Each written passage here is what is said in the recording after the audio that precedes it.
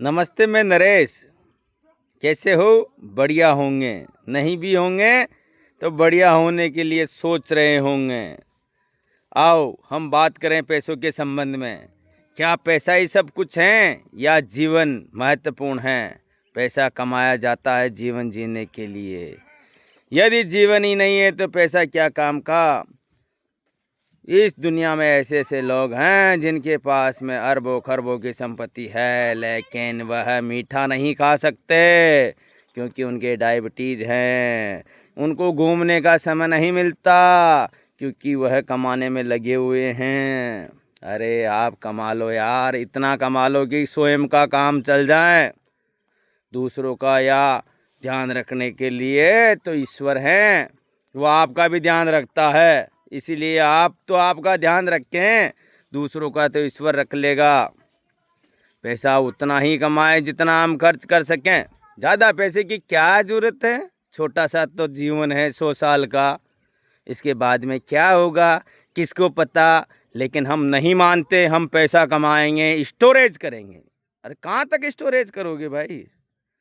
एक टाइम होता है, एक समय होता है जीवन का। वो टाइम वो समय निकल जाता है तो फिर जीवन भी नहीं रहता।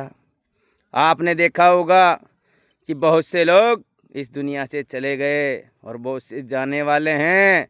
जाने वाले में आप भी हो और हम भी हैं। इसीलिए आनंद लीजिए, खूब घूमें, नई नई जगह पे घूमें। उससे पता चलेगा कि जीवन में क्या क्या देखा, क्या क्या नहीं देखा। जीवन का अनुभव बढ़ेगा। अन्यथा पैसों से तो केवल पैसा ही बढ़ता है। स्वयं का अनुभव बढ़ाने के लिए तो स्वयं को समय देना पड़ता है। स्वयं को समय दें और स्वयं का कमाया हुआ पैसा स्वयं के लिए उपयोग में ले। हमारे धर्म में कहा गया है धन की 3 गतियां है, दान भोग नाश।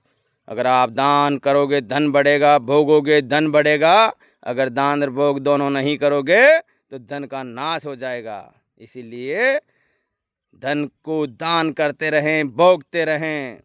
धन आपके लिए स्थायी नहीं है, चला जाएगा। आप भी चले जाओगे।